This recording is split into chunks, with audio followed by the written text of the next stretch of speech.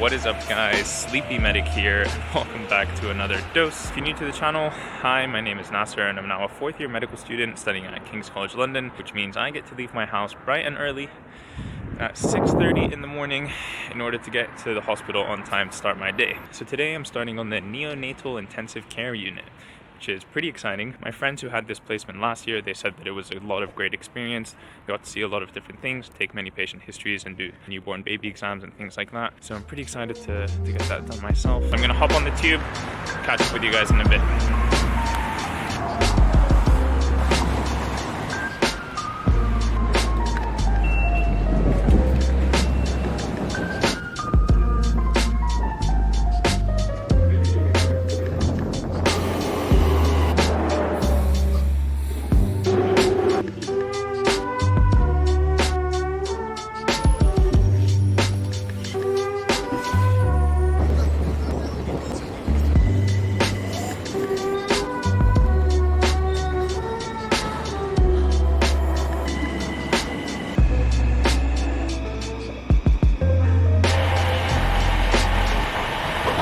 Hey guys, so I'm on train number 2 now. I'm currently listening to the audiobook The Red Market, which I came across after watching a midlife crisis video. It's about the trading and selling of human tissue and human body parts around the world. It's a really interesting read. I've managed to wake up a bit since we last spoke, which is fantastic. I'm gonna head into the hospital and grab my scrubs, then go to the changing rooms, change into scrubs, and then head over to the NICU.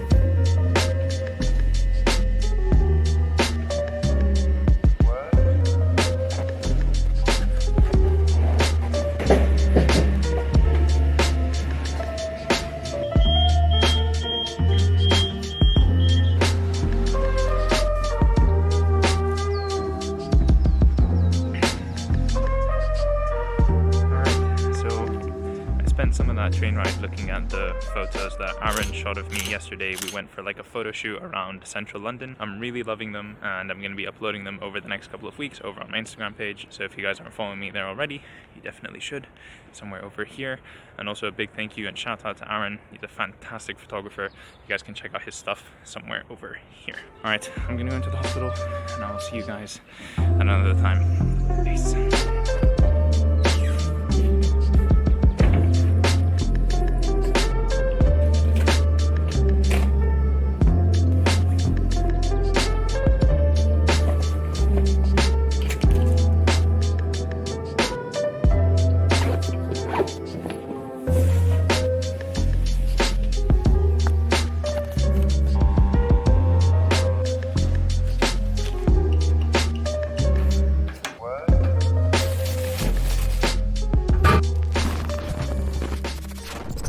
So just finished my day on the neonatal intensive care unit. Our ward round was supposed to start at 8, but it started a little bit later at about 8:30 and ran for a long time because they were doing both the postnatal the postnatal handover and also the neonatal handover. And then we actually went on the ward to see all of the neonates, the tiny premature babies. Their head was smaller than my fist. Like, they were tiny. We had quite a lengthy ward round going from one baby to the next, talking about sort of what had happened to them overnight. Most of it was babies that were a little bit jaundiced, needed some fluids, some bloods. So yeah, there was quite a lot of that until 12:30 p.m.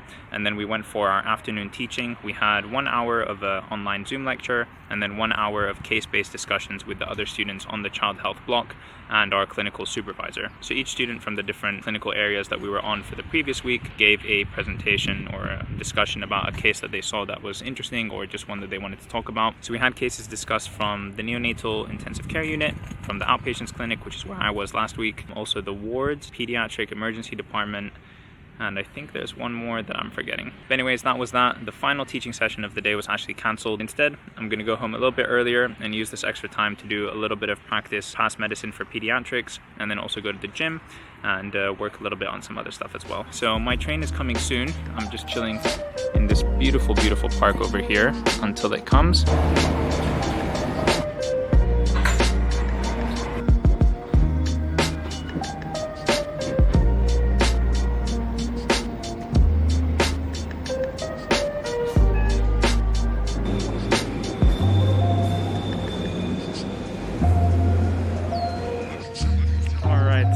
Finally above ground.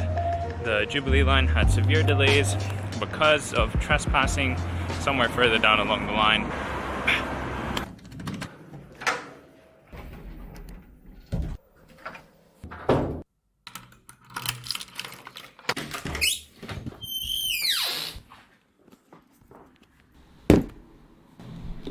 All right, finally home, and I've got things to do. Let's set you guys down right over here. Let me check my to-do list real quick. I've got to fill out my daily engagement log from today. In 4th year of medical school here at King's College London, every single day that we're in the hospital, every single day that we're on clinical placement, we need to write down what it is that we did that day. And then that needs to be signed off once a week by somebody who was with us throughout that week. And that way, I guess they're keeping tabs on us that we're actually attending and doing the things that we're supposed to do. Okay, so if you look over here, you'll find a nice list of things that we need to do today. We have medical school to-do list, we have YouTube and life admin to-do list, we have gym, and we have dinner, and then we have sleep early because I have to wake up at 5:30 a.m. again tomorrow.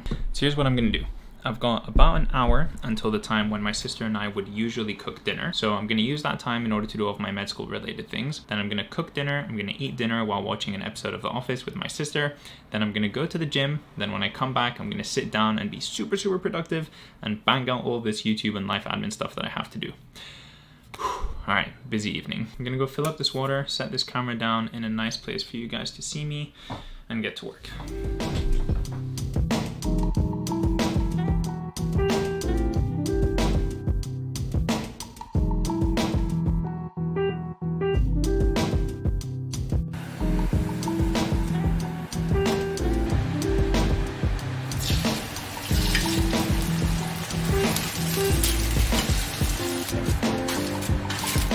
Got the steak, the nice crispy potatoes, and The Office on the TV. Alright guys, I'm back from the gym. I'm absolutely exhausted. Quickly munching down a toasty, and I've got a protein shake over there as well. It is 10:15 and I need to sleep at 10:30 because I'm waking up at 5:30 and I would like 7 hours of sleep, but that's not gonna happen. I'm just gonna quickly demolish all this food, jump into bed, and I'll see you tomorrow. Good morning, guys. Another very early wake up. Just finished having breakfast and now I'm sipping on my coffee. I'm gonna go fix this mess of a hair, brush my teeth, pack my bag, get dressed, and get going. Cannot wait until these early wake ups are over. This is too much. So today is day 2 on the neonatal intensive care unit. As far as what we have planned for today, the morning is very similar to what we did yesterday, attending the handover and then the ward round, looking at all the neonatal babies. But in the afternoon, we don't have teaching like we had yesterday. Instead, we're gonna go to the postnatal round, so see the mothers and babies after they were born. And we'll be able to talk to the mothers and the parents, take a history from them about what the pre-birth, during birth, and post-birth experience was like, any complications that might have happened with the child, and then figuring out management. And that's where the majority of the focus is for us as 4th year medical students this year. 10,000 hour rule, practice makes perfect. I'm gonna try and put all that into effect. All right, I think I'm gonna put the camera down because I'm running a little bit late and I wanna make sure I get there on time. So I'll catch you guys later on.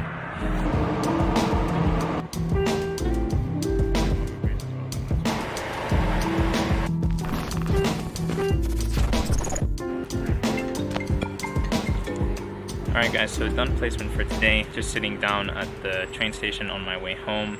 But I decided to sit down, even if it's here on the floor, because I have been standing up all day. My back is completely broken and I cannot stand any longer.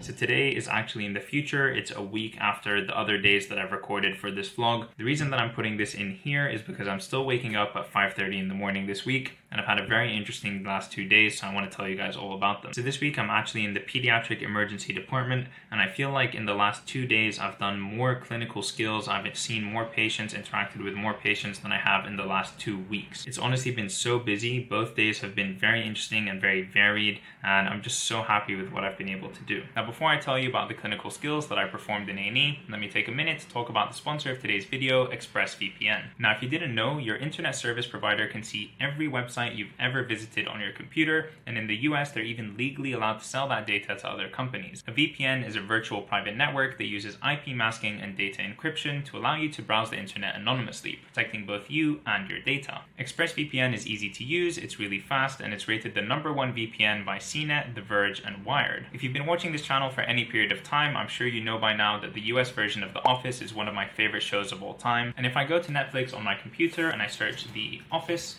you'll see that it's nowhere to be found. Shout out Michael Scott though. But with ExpressVPN, all I have to do is open up the app and click connect. And when that's done, if I refresh the page, you'll see that the US version of The Office is right there. It's literally that easy. Find out how you can get 3 months of ExpressVPN for free by visiting the links in the description down below or going to expressvpn.com/karmamedic. Alright, now back to the pediatric emergency department. I've been taking histories from multiple patients. I did direct ophthalmoscopy, I did a neuro exam, urine dips, I took bloods as well, venipuncture. What else have I done? I've listened to a bunch of hearts, a bunch of chests. It's just been a very, very busy 2 days. And yesterday I actually took bloods from my consultant, from the head of the entire pediatric emergency department. And while I was taking blood from him, we had 2 other medical students watching me and senior, I think it was an ST3 or an ST4 watching as well. So I couldn't have asked for a bigger audience and I couldn't have asked for any more pressure. Thankfully, his veins were absolutely huge. It was an easy poke and it went in the first time. Everything was good. And actually what happened just before that is really interesting. Right before I was asked to take bloods from that consultant, there was a blue light call, which means that there was a medical emergency and there was a patient coming in by ambulance. And so we put taking the bloods aside and the consultant started assembling the team that was going to go with him to attend this call. It was a patient who had...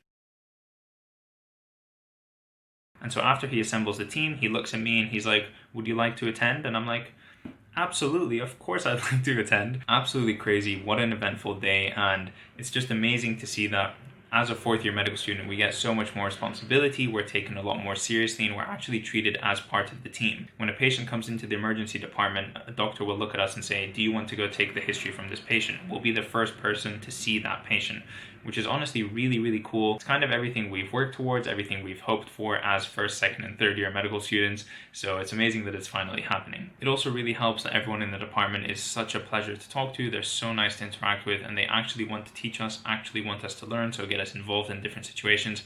Completely different experience to the outpatients clinic that I had in first week. Anyways guys, it's 10:30 right now, which means I need to wake up in 7 hours at 5:30. I'm gonna get to bed and we'll continue on with the vlog from where it was from last week. Peace.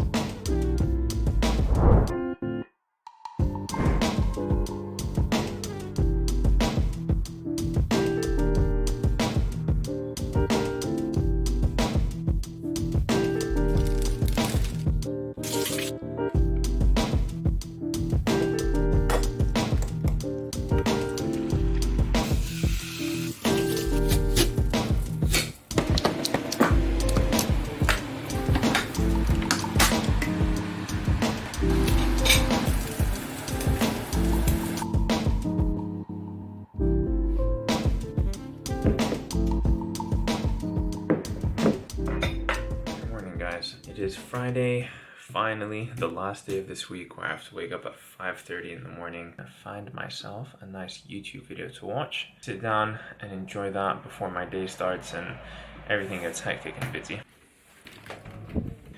I'm running late.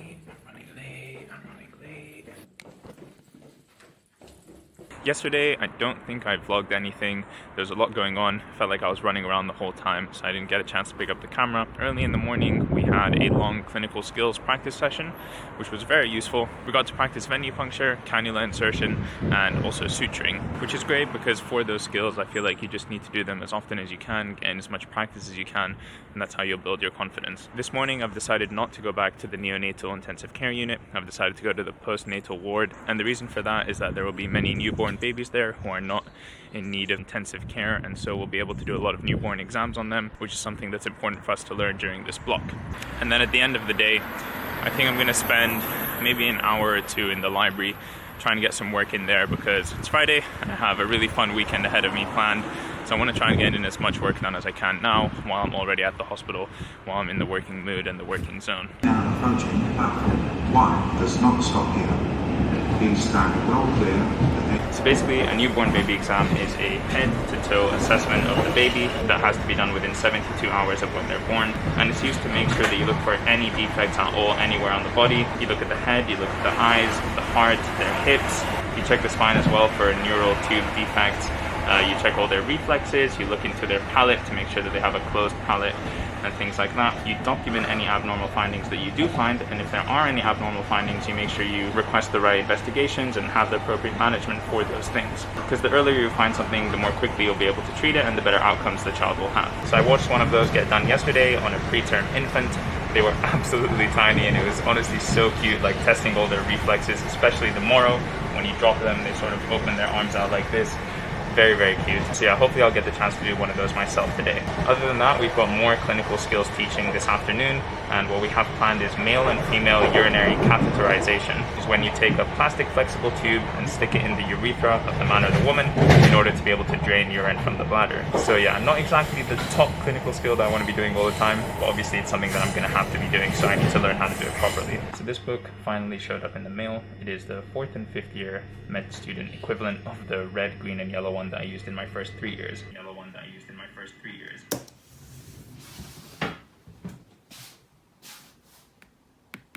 It's not that big, it's like a pocket handbook, but it has a ton of useful information about the medical specialties.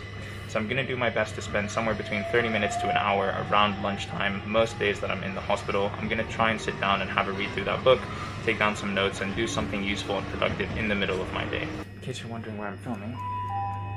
Southeastern service to... Alright, I think I'm going to put the camera down for now. I'm going to use Notion on my phone to go through the newborn baby assessment, and then yeah, start my day and probably catch up with you guys at lunch or in the afternoon. So, see you in a bit.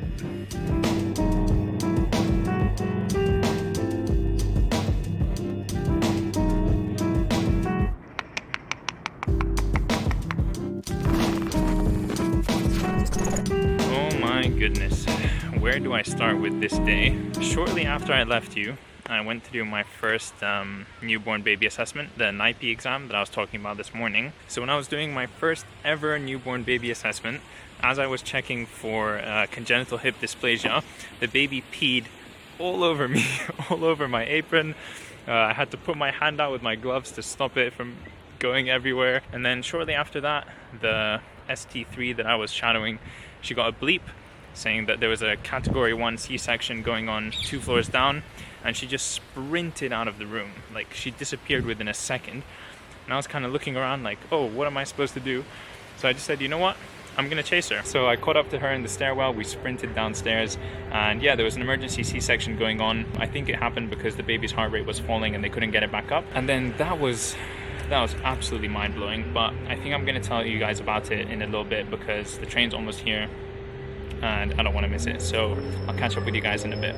Alright, so I'm finally home now. I feel like I have so much to say to the camera from what happened this morning, and then on the way home today I actually went and picked up my brand new Apple Watch early from the Apple store. I'm so excited to dig into it and go through every single setting, customize everything that's on it. I live for getting new tech gadgets. Like, this is my favorite thing to do of all time. Okay, but first let me update you on what happened this morning. I know I kind of left you on a cliffhanger there at the train station. So I ran after her into the stairwell and I caught up with her going down the stairs. And I was like, hey, I'm gonna come with you. She's like, yeah, all right, come. We go into the side room, get our masks, our gloves, wash up and everything like that. And then I walk into theater and there's the mother on the table. And they're about to begin surgery. So very shortly after I get in there, they begin with the first incision and they make a longitudinal opening across the abdomen, and you know, that was okay. And then they start cutting through the layers of fascia, and this is all like very quickly, by the way, like going through the layers of fascia like really quickly.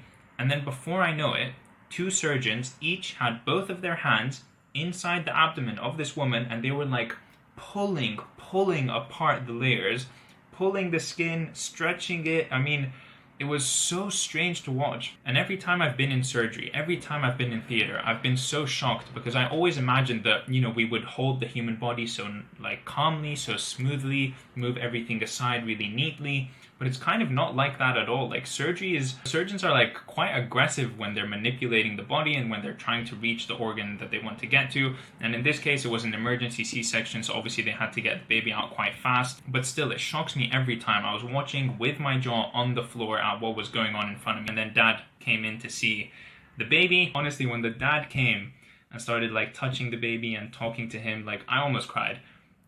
Straight up, I almost cried. So yeah, that was my crazy morning. Definitely gonna be one that I remember for a while. I feel like this is one of the stories I'll have on file for when someone asks me about an interesting thing that I saw in medical school. I wanna quickly go to the gym, because like I said before, exercise is a non-negotiable in my life. So I'm gonna quickly go to the gym. I have a friend coming down to London to visit for the day, so I'm gonna go hang out with him tonight. So yeah guys, I think this is pretty much it. This is the end of my week of waking up at 5:30 in the morning. It has been tiring, it has been a lot, and I am so much looking forward to going back to waking up at a normal hour, even if that's like 6:30 or 7. That's honestly fine. It's so much better than 5:30. 5:30 has been brutal. I hope you guys have enjoyed this vlog, and I hope it's been interesting. I'm trying my best to give you an insight into what medical school is like as I progress through it through the different years. Medical school has definitely changed quite a lot this year. I feel like things are getting very serious now. We have a lot more responsibility and a lot more things to do, so I'll be talking about that in an upcoming vlog. I hope you enjoyed this video, and if you did, please do leave a like on it and also subscribe to my channel to see more content from me in the future, and I'll catch you in the next one. Peace!